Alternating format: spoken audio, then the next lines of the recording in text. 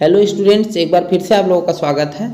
आज हम लोग सॉल्व करने वाले हैं जो इंटरमीडिएट का हिंदी का आज एग्ज़ाम था और इस एग्ज़ाम का जो सेट है 302 ZI, इसके कुछ ऑब्जेक्टिव क्वेश्चंस को सॉल्व करने वाले हैं हम लोग। तो आइए देखते हैं इसका आंसर की क्या है। ऑब्जेक्टिव क्वेश्चन जो आए थे, जिनमें से फर्स्ट जो क्वेश्चन है वो कह रहा है कि निम्नलिखित में से हजारी प्रसाद द्विवेदी की रचना कौन है।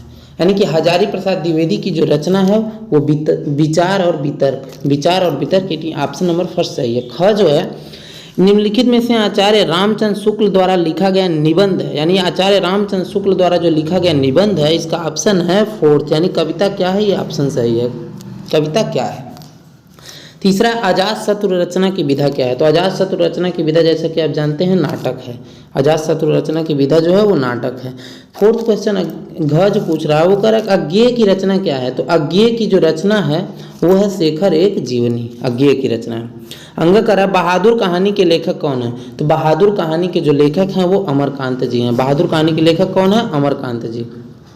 नेक्स्ट क्वेश्चन है दूसरे का क, वो कह रहा है रामधारी सिंह दिनकर प्रमुख कवि हैं। तो प्रगतिवादी काव्य धारा के प्रमुख कवि हैं। बिहारी की रचनाओं का जो छंद है वो ऑप्शन थर्ड सही है, दोहा है।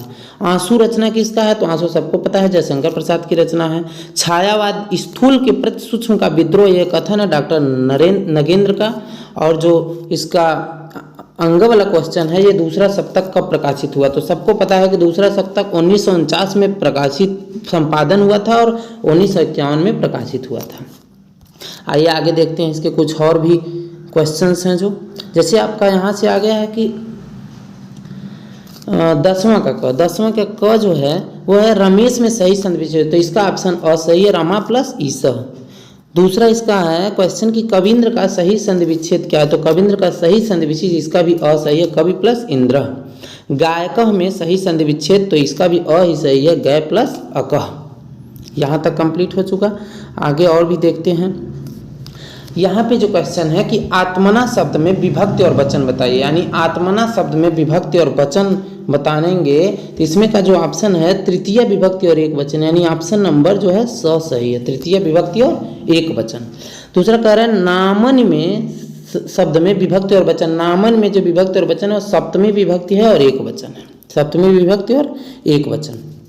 11 का कह है कि अनिल और अनल इन दोनों का सही शब्द चुने। तो अनिल मीन्स होता है हवा और अनल मीन्स होता है आग, यानी हवा और आग। अंबुज और अम्बुद का बात किया जाए तो अंबुज कमल का है और अम्बुद बादल का, यानी कमल और बादल ऑप्शन स सही है। अब है जो है कि निम्नलिखित वाक्यों में सही शब्द का चयन करके लिखिए। तो आशा से अधिक की जो बात किया तो आशातीत होता है और जानने की इच्छा रखने वाला जो होता है वो जिज्ञासु होता है। जितने ऑप्शन वाले क्वेश्चन थे वो लगभग करेक्ट हो चुके हैं। बाकी आप अगर इसको देखना चाहें तो व्यक्ति और समाज का घोर संबंध है, इसको शुद्ध करके लिखना है। बाकी आई होप आप लोग बहुत अच्छे से अपना एग्जाम दिए होंगे। तो ये आप अपना सभी क्वेश्चंस के आंसर मैच कर लेंगे, बिल्कुल 100% करेक्ट है। Thank you so much.